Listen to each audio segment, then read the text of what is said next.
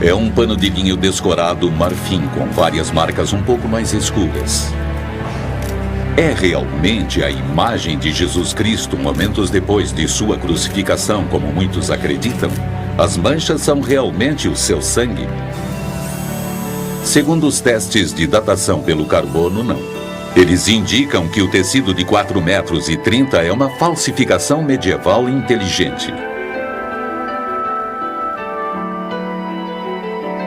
Mas informações recentes levantaram sérias dúvidas sobre a precisão do teste de datação pelo carbono.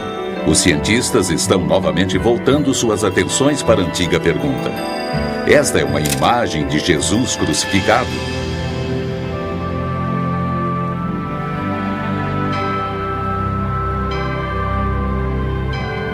A tecnologia moderna abriu novos caminhos para o mistério do Santo Sudário.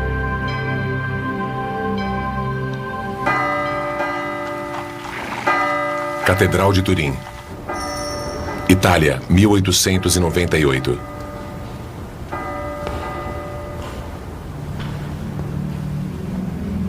Desde 1400, o sudário foi retirado de sua caixa prateada muitas vezes, encobriu terraços para casamentos reais e foi observado por incontáveis peregrinos maravilhados. O sudário apareceu pela primeira vez na Europa em 1355. Era famoso nos piores anos da peste negra, quando multidões formavam fila para vê-lo, quando Gutenberg aperfeiçoou a imprensa escrita e quando Colombo descobriu a América.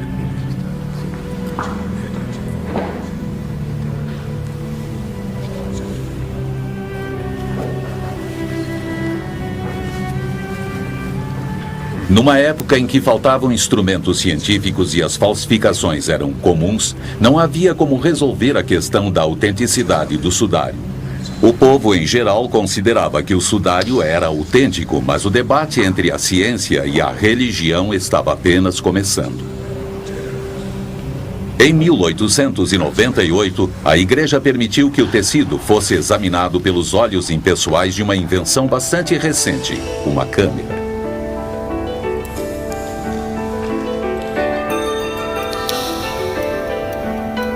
Ninguém podia imaginar que as fotos que Secundo Pia tirou naquele dia mudariam para sempre a forma das pessoas verem o sudário. Porque assim que a placa de vidro do fotógrafo emergiu do líquido para revelar a foto, ele viu um rosto claro, distinto, diferente de tudo que ele havia visto antes no sudário. Ele entendeu de imediato que a imagem sombria no tecido era o negativo e o que ele estava olhando agora era o positivo. Ele estava segurando uma imagem que daria início a um século de pesquisas científicas. Turim. 100 anos depois daquela primeira foto ter sido feita, a cidade de Turim prepara mais uma exposição pública do pano. Neste período, ele se tornou o objeto mais estudado da história humana.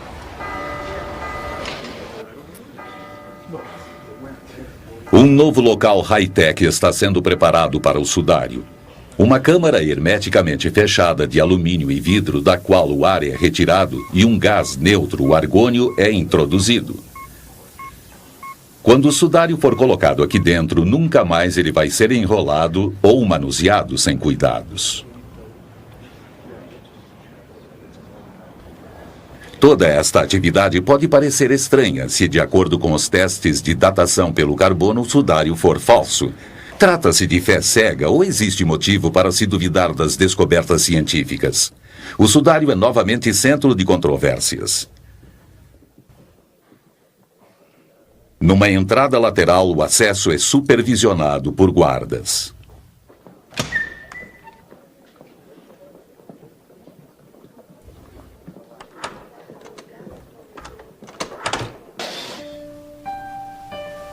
Não aberto ao público e documentado por uma única câmera, uma especialista em têxteis suíça põe um forro costurando com cuidado centímetro por centímetro.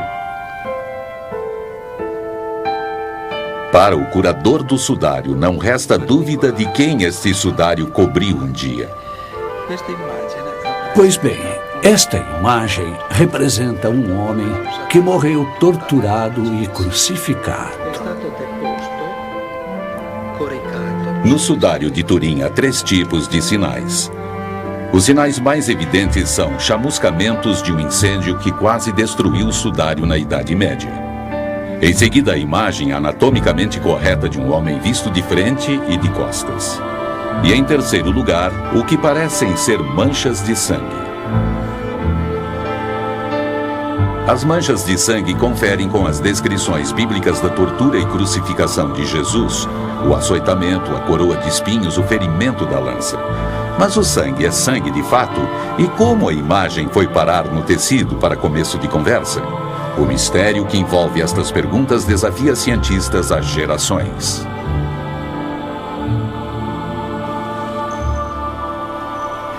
Estudantes desta faculdade em Glendale, Califórnia, podem acompanhar de perto os debates a respeito do sudário. Um professor, Angelo Montante, usa o sudário como assunto de estudos. Este é um dos objetos culturais mais incríveis que encontramos na história da civilização ocidental. Ele fornece indícios que nos dão perspectiva sobre o passado.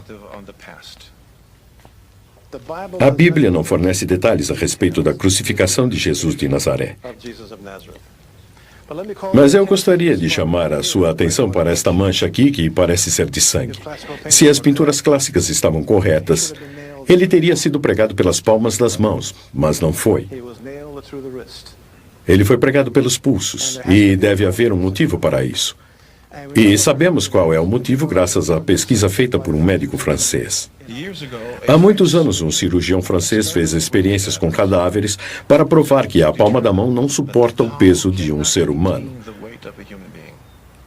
Tem de ser pela região do metacarpo, no pulso. Outra coisa é importante a esse respeito. Quando você prega uma pessoa nesta área, você pressiona o nervo mediano. E ao pressionar o nervo mediano, o dedão entra. Prestando atenção, você não vai ver nenhum dedão na imagem. É uma coisa muito específica. Como um falsificador poderia saber disso?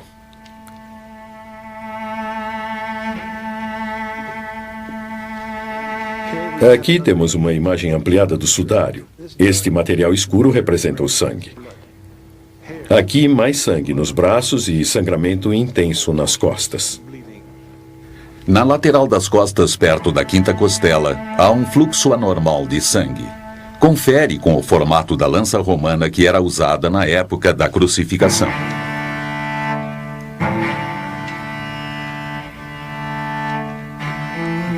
Existe muito sangue no sudário, tanto que você fica estarrecido com a crueldade dos romanos que impuseram tanta dor a este indivíduo. A crueldade mostrada no sudário excede muito a maioria das versões artísticas da Paixão de Cristo. Por que um falsificador mostraria mais do que as pessoas esperavam ver? Traços curtos de sangue nas costas e nas pernas do homem no sudário intrigaram os pesquisadores durante anos, até que perceberam que eles conferiam exatamente com o formato do chicote do século I, o flagelo. Estou segurando aqui uma réplica de um instrumento de tortura romano. É chamado de flagelo.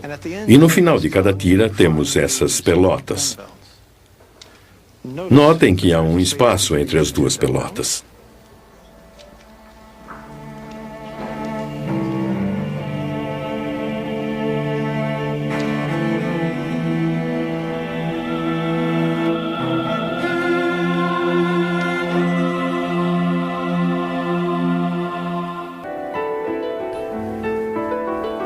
No final dos anos 70, um grupo de cientistas pressionou a igreja para que permitisse um exame do sudário com tecnologia moderna. Finalmente chegou-se a um acordo e o projeto de pesquisa do sudário de Turim, o STURP, foi até a Itália. O STURP foi montado principalmente com o propósito de examinar o sudário para descobrir como a imagem tinha sido formada. Mas tínhamos um grande problema, que era nunca ter visto o objeto que íamos estudar antes de chegar lá. Era como uma expedição para uma parte desconhecida de uma floresta. Levamos conosco a última palavra em tecnologia. Todos os tipos de equipamentos que existiam para determinar como a imagem tinha sido formada. Pensei que ia entrar, ver o sudário, caminhar até ele, examinar as pinceladas e ir embora. Vernon Miller era um outro cientista do grupo. No início, ele também tinha uma atitude cética. Quem me contou a primeira vez a respeito do sudário de Turim foi Barry Schwartz, e para mim não passava de um conto de fadas. Mas o objetivo do STURP era descobrir o mecanismo que fazia a imagem aparecer num tecido de linho, e não o de autenticar o pano como a verdadeira mortalha de Cristo. Bem, aliviado dessa responsabilidade, podíamos encarar a tarefa de uma forma mais objetiva.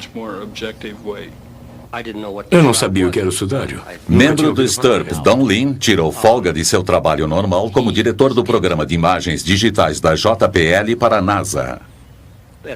Na época estávamos trabalhando no programa Viking, envio de aparelho para Marte.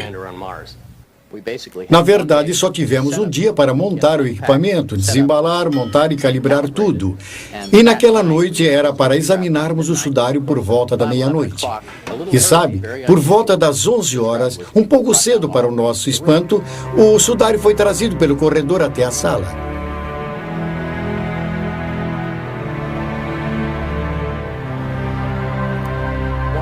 Uma das primeiras experiências feitas com o sudário foi separar o tecido de linho do forro numa pequena área por volta de 10 centímetros. Isso nos permitiu olhar pela primeira vez o verso ou o lado de baixo do sudário de Turim, em 400 anos. E essa imagem foi feita no momento exato, quando eles deram a primeira olhada no verso do sudário.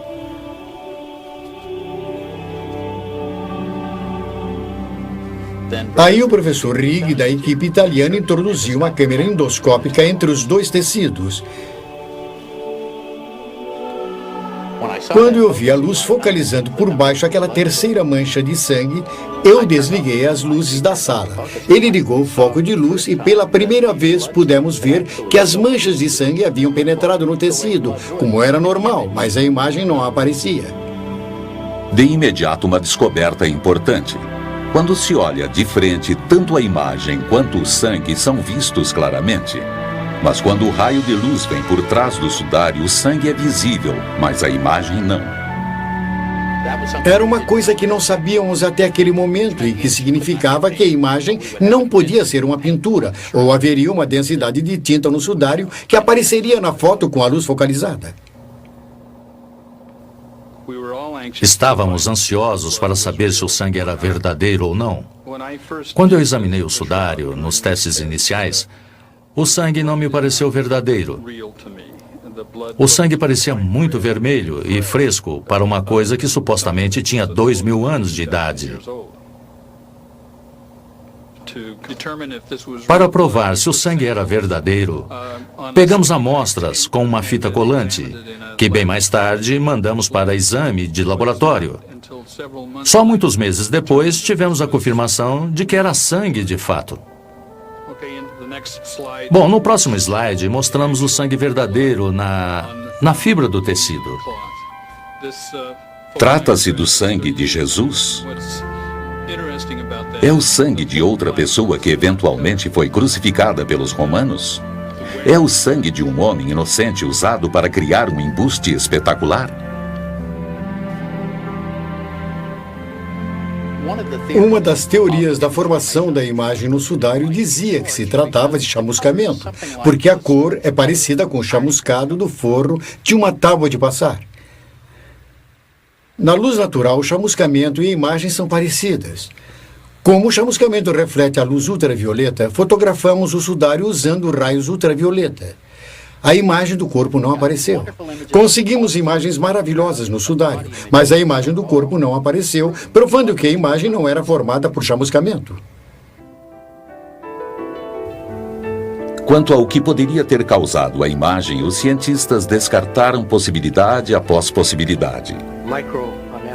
A microanálise das fibras que foram recuperadas provou que a mudança de cor das fibras era causada por uma alteração química, oxidação desidratada. Mas o que causou esta alteração química, nós não sabemos. As manchas do tecido são incrivelmente sutis e complexas. Uma fibra estava manchada enquanto outra bem ao lado não. No entanto, cada fibra tem 1/10 do diâmetro de um cabelo humano e em alguns lugares a imagem só penetrava cerca de 50 micrômetros. Um método para aplicação de tintura com tão pouca profundidade assim é desconhecido. Mais recentemente, imagens sutis de flores foram descobertas no próprio sudário. Esta área está sendo cuidadosamente pesquisada pelo Dr. Alan Wenger, da Universidade Duke, e pela sua esposa Mary. Wenger levantou a hipótese de que algumas imagens fora do corpo no sudário eram manchas de flores. Ele chegou a esta conclusão através do trabalho do físico alemão Oswald Scheuermann. Ele percebeu isso, mas de início eu não sabia do que ele estava falando. Só mais tarde percebi que a imagem de uma flor se parecia muito com um crisântemo. Quando me afastei e olhei ao redor, comecei a ver várias imagens iguais a esta no sudário. Com certeza elas foram colocadas ao redor do corpo no momento do enterro. O propósito das flores não é conhecido. Talvez um fumigante, já que o corpo era enterrado às pressas. Ou quem sabe, só para honrar o morto. E estudando o sudário com muito cuidado, parece que chegamos a identificar nada menos do que 28 destas flores. Wenger fez um estudo detalhado do sudário comparando as imagens com fotos em tamanho real das plantas semelhantes existentes na região. Além disso, conseguimos determinar a época da floração. E todas estas flores aparecem em março ou abril, o que indica que isso ocorreu na Páscoa, na época da crucificação. Mar Morto, Israel. Muitas plantas reconhecidas pelos Wengers parecem ser nativas da região de Jerusalém. Eles mostraram suas descobertas para o maior botânico de Israel, Avinoam Danim. Usando detalhes da morfologia da planta, eu fiquei feliz por poder confirmar as observações deles. Aí eu observei mais a fundo e, no total, eu consegui chegar aqui a 12 ou 13 objetos, elementos botânicos que observei no sudário. Uma das plantas, Zygophyllum domossum, foi a prova-chave para o botânico Danim. Não só ele viu sua imagem no tecido, mas até encontrou detalhes ainda mais exatos do que os Wengers. Esta planta já esteve um dia no sudário de Turim? Dá para ver aqui a imagem da Zygophyllum domossum. A folha no inverno é deste jeito. Zygophyllum domossum só cresce num lugar do mundo, numa pequena região perto de Jerusalém. As 4 folhas que eu encontrei são tão claras que posso afirmar que o pedúnculo da Zygophyllum domossum foi colocada no sudário na primavera. Além disso, posso acrescentar que o sudário não poderia ter sido feito em outro lugar. Tinha que ser daqui.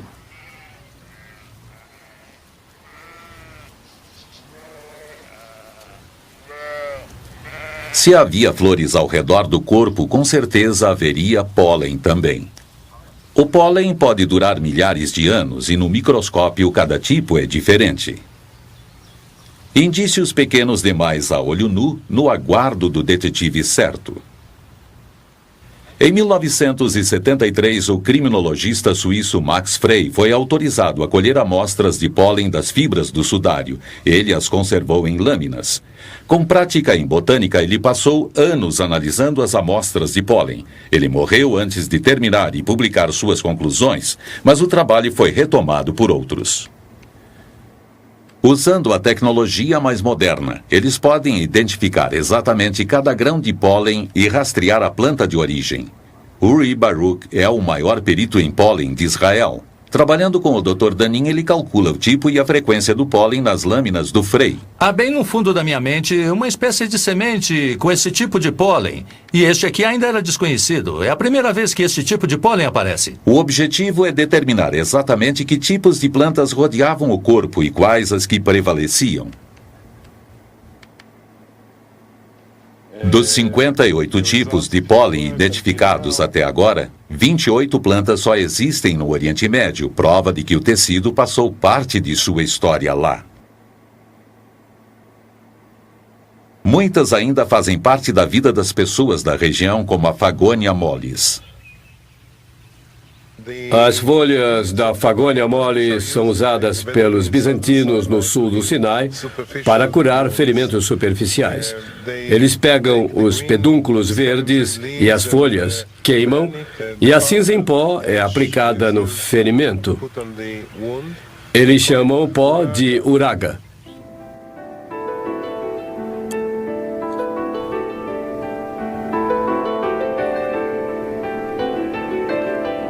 Ora, veja, temos aqui mais uma gundélia. As lâminas têm uma quantidade muito alta de uma planta chamada Gundelia tourneforte. Passe mais uma vez para mim.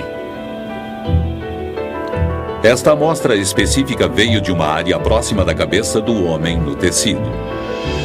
Dá para ver as espinhas, certo? Uma aqui e uma aqui. A planta que deixou tanto pólen nesta parte do sudário pode ser reconhecida por sua flor, mas ela é melhor conhecida por outra coisa.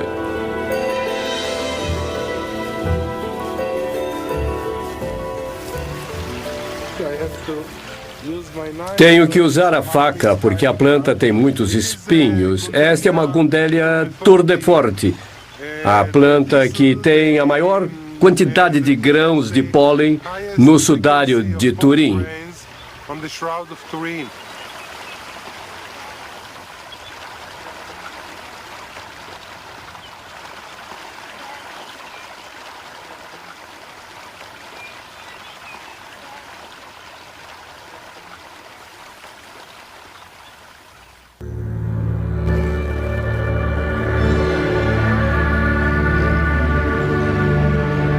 Neste mosteiro ortodoxo grego encravado no deserto do Sinai, encontra-se uma pintura muito especial de Jesus Cristo, conhecida como o Rei do Universo. Muitos pesquisadores acreditam que ela foi pintada observando o sudário. A pintura é do século VI.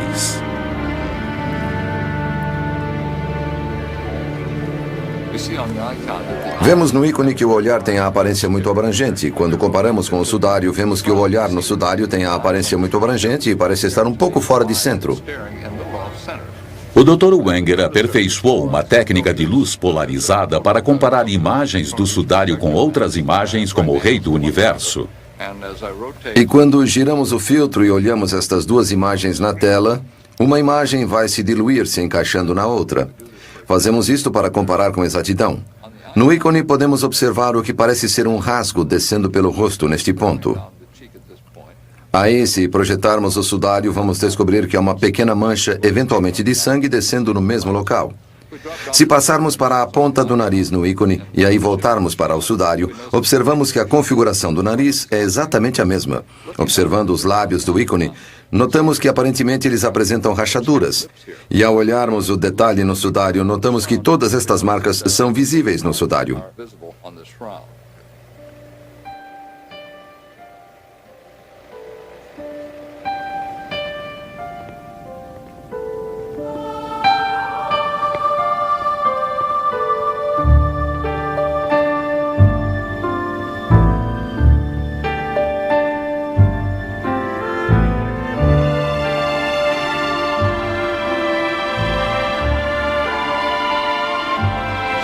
Jesus foi a pessoa mais pintada da história, mas a Bíblia nunca mencionou qual a aparência dele. Como sabemos? Como sabemos que ele tinha barba? Como sabemos que ele tinha cabelo comprido? De onde os artistas tiraram o modelo? Historiador da arte Jack Riley fez um estudo do rosto de Jesus nas pinturas. Existe uma fonte comum para esta imagem que todos conhecemos. Cada artista tem sua própria visão do homem sofredor, triunfante, o redentor, o humilde. Mas os artistas no decorrer dos séculos se mantiveram dentro de alguns parâmetros, o que nos permite reconhecer o homem como sendo Jesus. Quais são as bases e de onde elas vieram?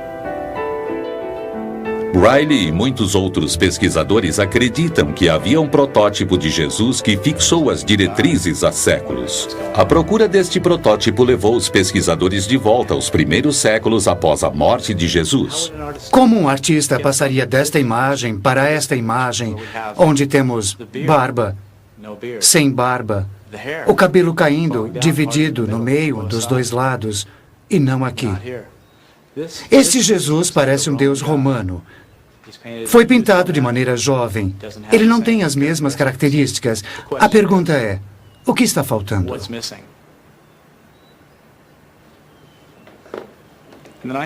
Nos anos 30, o pesquisador francês Paul Vignon observou numerosas características nas pinturas que foram feitas de Jesus Cristo durante muitos anos.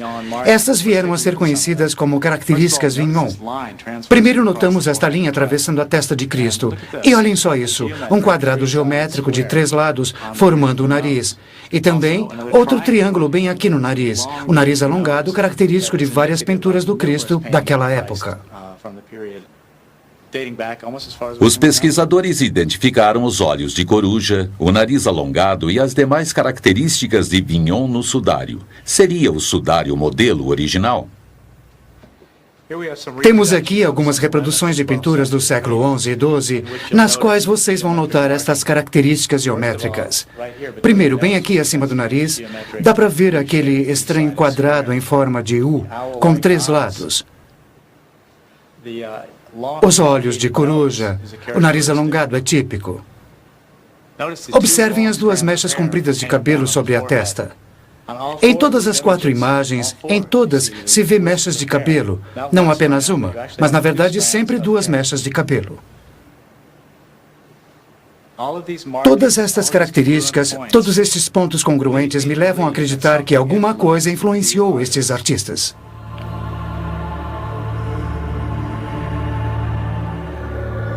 Jerusalém.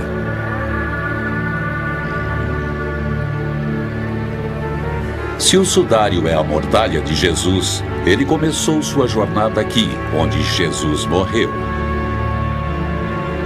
Na cidade moderna de Jerusalém, o passado ainda está vivo. Muitos costumes ainda refletem o mundo antigo. O enterro do homem no sudário confere com a antiga cultura judaica. O rabino nascido nos Estados Unidos, Micha Halpern, mora em Israel há anos. Ele se especializou no estudo da vida judaica do século I. Esta é a Via Dolorosa. Tem cerca de 1.600 metros. É o lugar tradicional por onde Jesus caminhou para ser crucificado. Peregrinos vêm do mundo todo e há séculos para percorrer este mesmo caminho.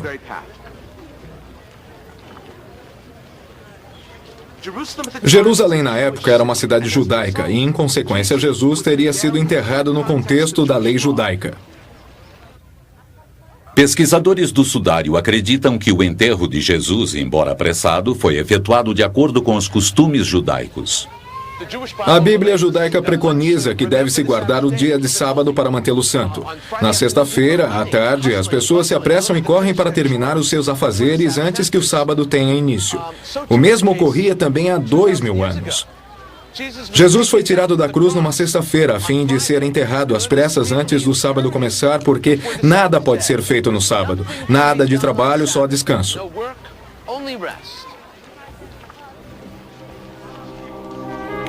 Existe algum registro do sudário nos primeiros anos logo após a morte de Jesus? De acordo com a lenda, um rei na cidade próxima de Edessa ficou muito doente e chamou um curandeiro judeu. Jesus já tinha morrido, mas um tecido com a sua imagem foi entregue ao rei.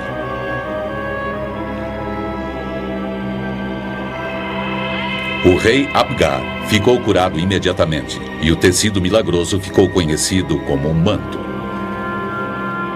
O manto passa a ser venerado em todo o Oriente Médio como a imagem de Cristo e a cidade de Edessa se torna um centro do cristianismo. O manto, na verdade, era uma toalha pequena. Nesta toalha havia o rosto de Jesus pintado num fundo estilizado e apresentado geralmente em uma moldura. Se o manto era o sudário, por que ele só mostrava o rosto? Na época, era conhecido apenas como pano do rosto, mas Ian Wilson, historiador inglês, diz que há uma palavra-chave nos documentos antigos, tetradaipon, que significa dobrado em 4.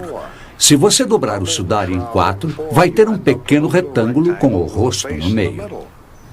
Seria o tecido de Edessa o sudário dobrado para revelar apenas o rosto? O sudário é o seu próprio melhor mapa para o passado. Você começa com uma pista que leva a uma outra. Chamem os voluntários, por favor. Em 1978, a equipe do STURP descobriu marcas de dobras no sudário, entre as quais 8 eram evidentes. E o que vamos fazer agora é imitar a mesma dobragem do sudário. As fotos com focalização de luz provaram que sim, há 8 dobras no sudário. Claro, as fotos não podem indicar quando as dobras foram feitas, mas mostra que ao menos uma vez em sua existência, aquele sudário foi dobrado em 8. E haveria um retângulo com um rosto à mostra bem no meio daquele retângulo.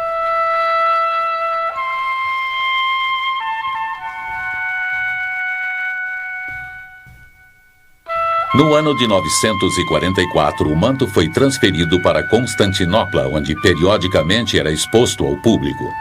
Lá, em 1203, um cavaleiro francês da Quarta Cruzada informou ter visto a imagem do corpo de Cristo num tecido.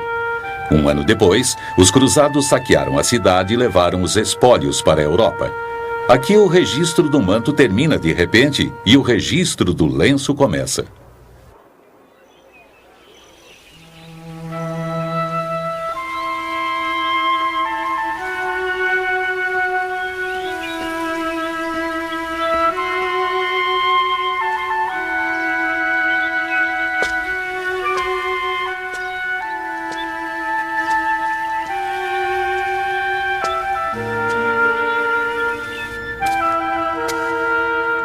Esta é uma caverna na periferia de Jerusalém, provavelmente muito parecida com o tipo de caverna onde o próprio Jesus foi enterrado.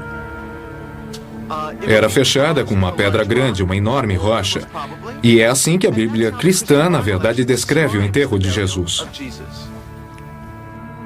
Quando o grupo do STURP examinou o verso do sudário, eles descobriram que alguns grãos de pólen não podiam ser identificados porque estavam recobertos por um mineral. Este mineral foi posteriormente analisado e rastreado.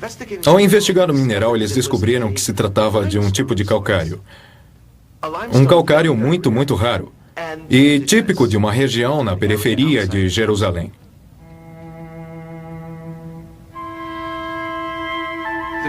O sudário está coberto de sangue, o que levanta a pergunta por que o sangue de Jesus não foi lavado da maneira tradicional que a lei judaica exige para o enterro. A resposta seria que quando existe muita quantidade de sangue não seria bom purificar o corpo com água para evitar que o sangue todo fosse eliminado. E o sangue tem que ser enterrado com o corpo.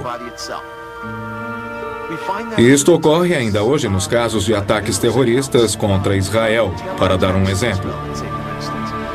Após uma ocorrência desse tipo, os rabinos e outros cidadãos literalmente correm para estancar o sangue das vítimas, o que é necessário para que tenham um enterro adequado.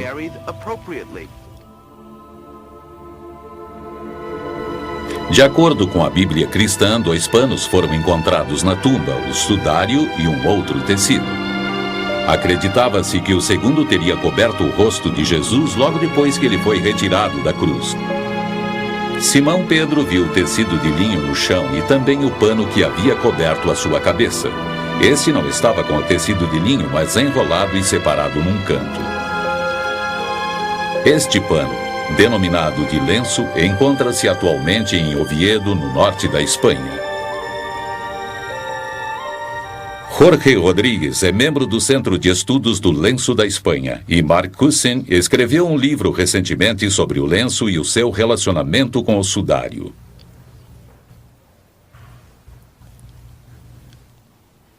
O lenço está coberto de sangue, mas não existe imagem como no sudário.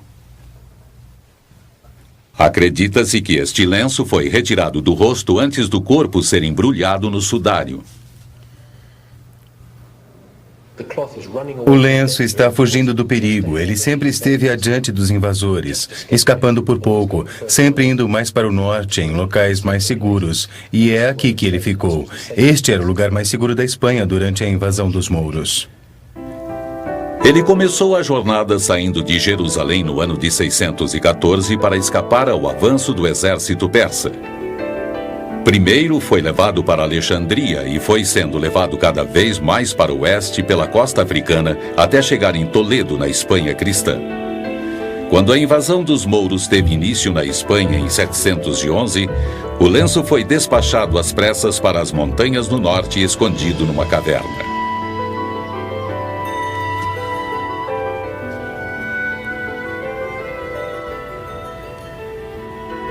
Usando uma réplica, os pesquisadores mostram como o lenço foi colocado ao redor do rosto. Eles acreditam que ele foi pressionado contra o rosto, absorvendo sangue e outros fluidos, o que confere com o costume judaico de respeitosamente cobrir o rosto de uma vítima de violência e preservar esta cobertura para manter o sangue junto ao corpo. Todas essas manchas aqui são particularmente interessantes porque elas coincidem exatamente com as manchas nas costas do sudário, na parte dorsal. Eu já mencionei o sangue que foi colhido no cabelo das feridas da coroa de espinhos. São exatamente iguais aqui. Análise recente de um vídeo do Dr. Alan Wenger revela similaridades impressionantes entre o sudário e o lenço. O rosto no lenço sobreposto ao sudário. Manchas de sangue é o que mais chama a atenção e uma das referências mais fáceis é esta mancha aqui. Descendo para a região do nariz, vemos uma congruência aqui embaixo. E quando passamos para o cabelo, podemos ver novas congruências destas manchas de sangue. O sangue encontrado no lenço de Oviedo é do tipo AB, o mesmo tipo de sangue que tem no sudário. Sabemos que o lenço está na Espanha com certeza desde o século VII. Isto por si só encurta a datação do sudário pelo carbono em pelo menos 600 anos. O livro dos testamentos que se encontra aqui na catedral menciona o lenço ainda antes no tempo, e acreditamos que chegue até mesmo ao século I, e que foi encontrado no túmulo de Cristo ou usado logo antes do enterro. O sudário de Turim não é autêntico. Testes mostram que o tecido foi feito entre 1260 e 1390. Em 1988, testes de datação pelo carbono concluíram que o sudário não tinha mais do que 600 anos. Isto, aparentemente, encerraria a pesquisa científica do tecido. Surgiram muitas teorias dizendo que os testes podiam estar errados, porém poucos cientistas se convenceram disso. Cientistas acreditam que os testes de Turim são definitivos. Aí o microbiólogo Dr. Garza Valdez anunciou uma descoberta importante. Uma camada que ele descobriu nas fibras do tecido causadas por bactérias que poderiam distorcer a datação pelo carbono.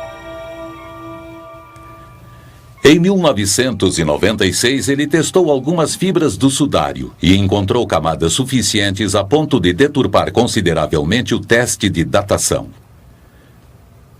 O físico Dr. Harry Gove é o inventor da moderna técnica de datação pelo carbono. Esta contaminação por bactérias é uma coisa da qual as pessoas que fizeram a datação pelo carbono não estavam cientes. Na verdade, acho que ninguém sabia disso até que Garza Valdez descobriu esta possibilidade. Mesmo que eles estivessem cientes, os procedimentos para a limpeza que eles usaram não eliminariam o problema de forma que eles não poderiam ter feito um teste absoluto e inequívoco do material do sudário. Com esta dúvida sobre a datação pelo carbono, os cientistas agora estão na ativa procurando uma forma de separar a camada bioplástica do linho original. Quando se conseguir dominar o processo de separação da celulose da camada bioplástica, aí acho que estaremos prontos para submeter o sudário a outro teste de datação pelo carbono. Mas se a proposta vai ser aceita, ainda não é uma certeza. A respeito da datação pelo carbono, há mais um fator que, se provado, derrubaria definitivamente os resultados: a radiação. Se o que os físicos me disseram está correto, é uma imagem projetada. E, em outras palavras, é quase como se o corpo estivesse flutuando no meio do pano e todas as projeções viessem de ângulos diretos para o corpo.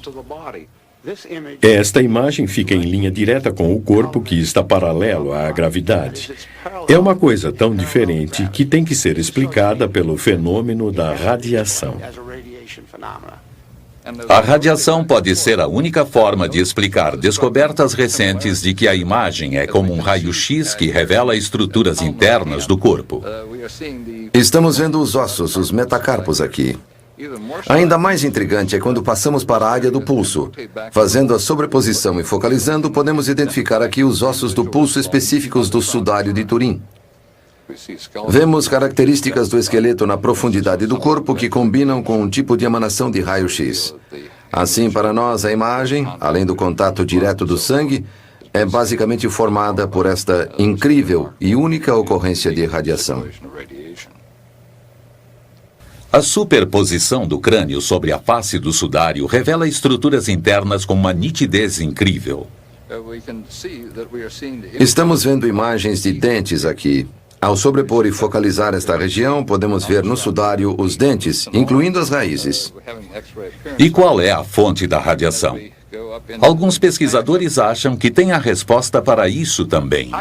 Acredito que esta imagem está no tecido por causa da transformação que ocorreu durante a ressurreição.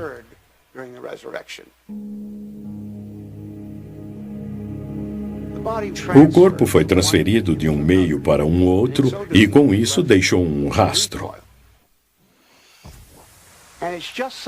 E foi este rastro de partículas irradiando do corpo que marcou a imagem no sudário.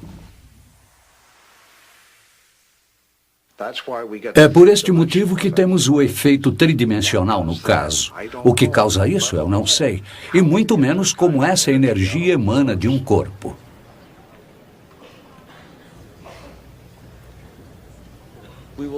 Nunca vamos saber se a imagem no pano é de Jesus. No entanto, a fascinação com respeito ao tecido é que ele nos liga a todos com uma morte. A morte de uma pessoa. Este sudário simboliza a continuidade da vida após a morte.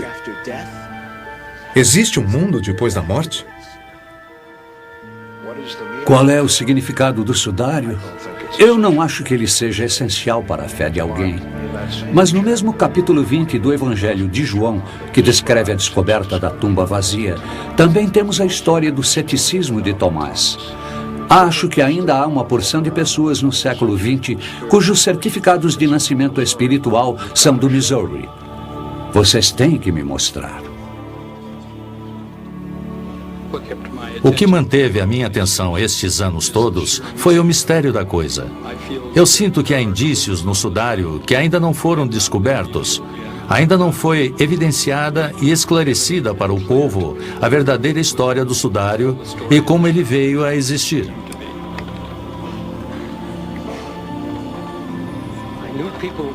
Eu sabia que as pessoas iriam fazer muitas perguntas, como, por exemplo, se eu tinha grandes experiências religiosas. Aí eu me sentei por volta das 3 horas da manhã. Tudo quieto, não havia ninguém por perto. Eu olhei para o sudário e disse: bom, como você se sente? O que você sente? Não, eu não tinha muita experiência religiosa. Eu não tinha mesmo. Mas uma coisa não parava de penetrar na minha mente. Era o olhar para o rosto em oposição ao corpo. O rosto tem uma aparência muito serena e muito cheia de paz. O corpo está muito maltratado. Na verdade, os dois não combinam entre si.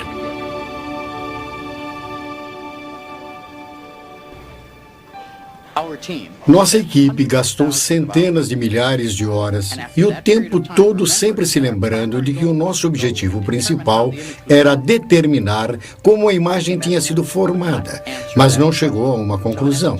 Não conseguimos responder esta pergunta. No fundo, podemos dizer o que a imagem não é, mas não temos condições de dizer o que ela é. A teologia não deve entrar em conflito com a tecnologia. A razão nunca poderá provar a divindade de Cristo. A ciência não pode fazer uma afirmação teológica. No máximo, ela pode dizer que o pano provavelmente embrulhou o histórico Jesus de Nazaré. Mas a pergunta que a teologia formulou é: quem você diz que eu sou? Nenhum laboratório científico pode responder isso. Continua por conta de cada um rever as provas e decidir por si mesmo o que o sudário de Turim, na verdade, é.